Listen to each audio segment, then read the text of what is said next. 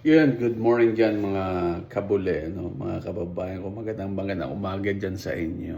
Anyway, mga kababayan ko, no?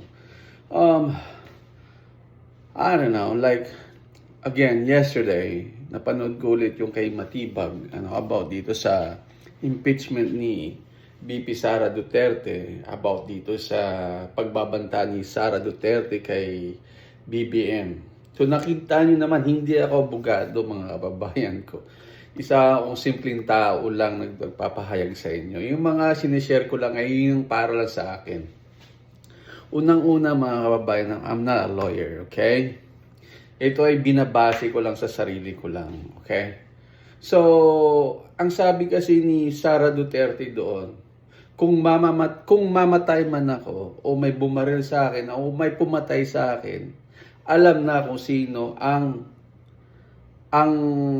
pumatay, si BBM or I mean pamilya niya. Kasi yun lang naman ang kalaban niya, wala namang iba mga kababayan. Kasi kung binaril ako, pinatay ako, barilin mo rin ito. Gantihan nyo o mga tao.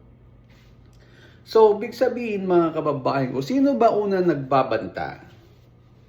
I'm not a lawyer pero kayo, ang sabi ni Sara Duterte, ulitin ko, kung may papatay sa akin o papatayin ako, alam na kung sino at patayin nyo rin.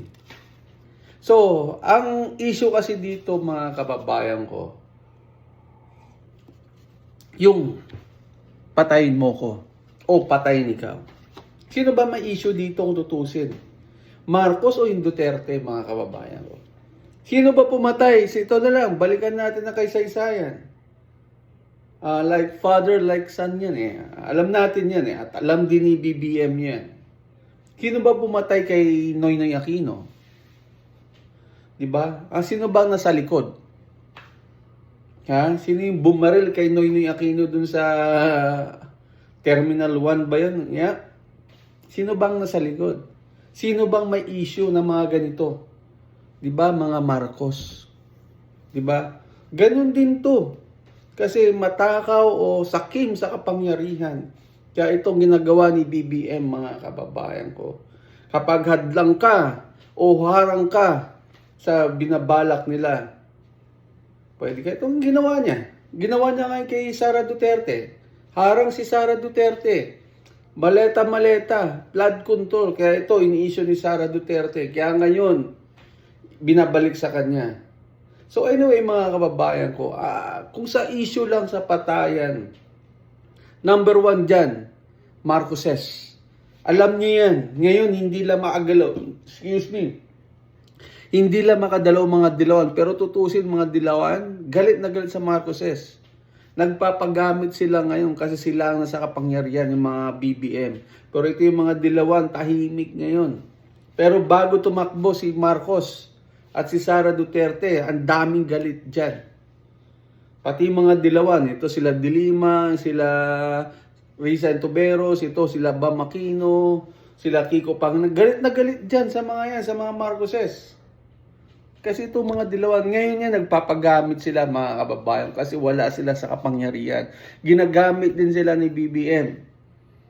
Pero pagdating ng panahon mga kababayan sa 2020 na mo, itong mga dilawan na to, maglalabasan yan. Sisirahan ulit ang Marcoses. O ito, mga flood control. Ngayon, tahimik sila. Si Trillanes, tahimik sila ngayon sa flood control. Kasi sumasakay lang sila sa Agos. Smart mga dilawan. Pero pagdating sa 2028, maniwala kayo mga kababayan ko, siraan yan. Yung mga dilawan, ito, bakit tong flood control? Pati si Dilima. Ito, bakit may issue kayo sa flood control? Hanggang ngayon, wala pa rin nakukulong, di ba? So yun, mga kabalik. Kaya hanggang ngayon, itong dilawan na to, galit na galit sa Marcoses sa mga yan. Nung tumakbo si BBM, nakita nyo naman, ang paninira dyan mga yan, pati dito kay Sara Duterte. Pero syempre, mga kababayan ko, nabudol tayo ni BBM. Pinasakay tayo, nagsalita ng matatamis na salita, Bulol pala, addict pala, flood control pala, hanggang ngayon, number 1 pala sa corruption, ang hayop, mas worse pa pala sa tatay niya. So anyway mga kababayan ko, yun lang ang masasabi ko. Kasi sinasabi nga ni, pinagbabasihan kung patahin man lang ang basihan, kumbaga, tingnan mo naman, sino ba pumatay kay Ninoy Aquino? Di ba yung tatay, ang sa likod dito yung tatay, di ba? So sino ngayon may issue sa mga ganon? Although sabihin na natin may issue si mga Duterte. Tingnan mo naman, mas okay na ako doon yung mga pinapatay ni Duterte. Yung mga addict, mga kriminal, mga salot sa lipunan, okay na ako doon. Kaysa ngayon, mga kababayan ko, yung mga kriminal ngayon pumapatay sa mga taong walang kalaban-laban. Samantalang ito, yung sa gobyerno natin, hanggang ngayon, impeachment pa rin, everyday. Gastos, everyday, milyon-milyon. At ikaw ang nagbabayad nun sa mga pagkain nila. Tayo, mga Pilipino, yung mga nagbabayad ng tax, tayo. Samantalang sila, hanggang ngayon, ang flood control, wala pa rin nakukulong mga animal. Kaya nakakainis lang mga kababayan ko. Nakakainis lang panoorin kasi wala nang katapusan eh. 'Di ba? Kung maaari nga, i-deklara nyo na ma-impeach si Sara Duterte para matapos na yan eh. Pero tandaan nyo, sa tingin nyo, mga kababayan ko, tanong ko kayo, sa tingin nyo, kapag na-impeach nyo man si VP Sara Duterte, sa tingin nyo, ito, yung mga congressman na yan, at mga mga senador, kung sino man to mga against kay VP Sara Duterte at pumirma dyan, sa tingin nyo mananalo kayo sa 2028? Ito, Rapid Tulfo, alam ko tatakbo ka. Sa tingin mo mananalo ka sa 2028? Ha? Gatchalian? No, aron ako yung Gatchalian. Ito si Subiri, sa tingin mo mananalo pa to si Subiri? Hell no. Sino? Rimulya? O Martin Romualdez, sa tingin mo mananalo, tatakbo ng presidente? Ha? Come on. Wala naman niniwala sa inyo mga kababayan. Wala naman niniwala sa kanila. Rapid Tulfo? Sabi nila, Rapid Tulfo daw ang pinakabigat na kalaban ni Sara Duterte. Rapid Tulfo, budol ka rin. Ginamit mo lang din kami. Mga programa mo, na mga tamis mong pananalita, ginamit mo lang din kami. Pero asang ka ngayon, dati ka tagapagtanggol ng mga api. Pero ngayon, tagapagtanggol ka sa mga basura at mga flood control. Diba? Kahit tumakbo ka, kahit magsama kayo ni Erwin Tulfo, ito rin si Erwin Tulfo, yung kapatid mo, isa din. Kahit magsama pa kayo, wala man niniwala sa inyo dahil mga budol kayo, mga animal kayo. Ginamit nyo lang mga Pilipino. Anyway, mga kababayan ko, kaya sabi ko nga, isang salita lang ni Sara Duterte, mga kababayan ko. Kung sino ang iboboto natin, doon tayo, mga kababayan ko. Ito, si Erwin Tulfo o si Rapid Tulfo, matatalo ka pa ni Binoy. Totoo. Kapag in-endorse si Sara Duterte na si Robin Padilla ang boboto namin for president.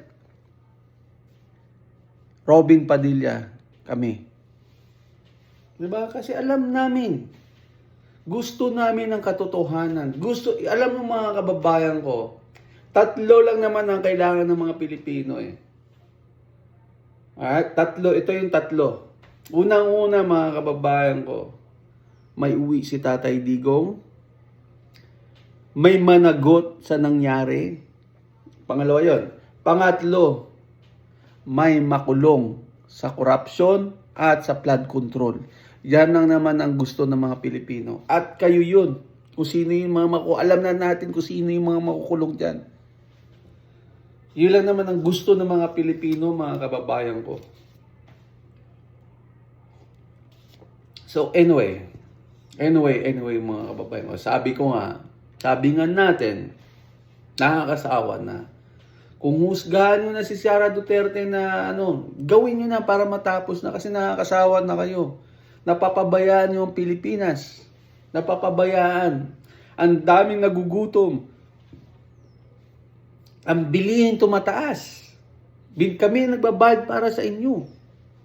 Yung sa mga LTO niya, alam ko, nagtaasan na naman. Kami nagbabayad, kami nagsasamir para ibayad sa inyo. Kami nagbabayad ng utang ng Pilipinas. Di ba mga kababayan ko, tigil nyo na.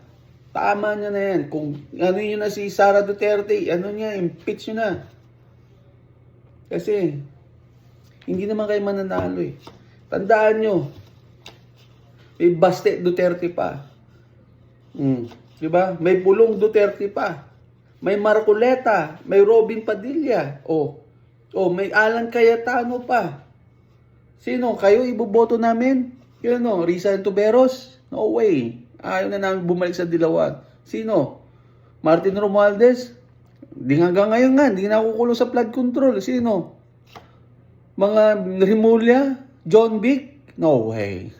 Kaya kahit sino. Erwin Tulfo, Rapi Tulfo. Come on. No. Ano na naman? Budol na naman? Kaya wala naman niniwala sa inyo. Isang salita lang ng VP Sara Duterte. Kung sino ang iboboto namin, doon kami. Tandaan niyo yan. Kapag sinabi niya, Baste Duterte, Marcoleta, Pulong, Cayetano, o Robin Padilla, time.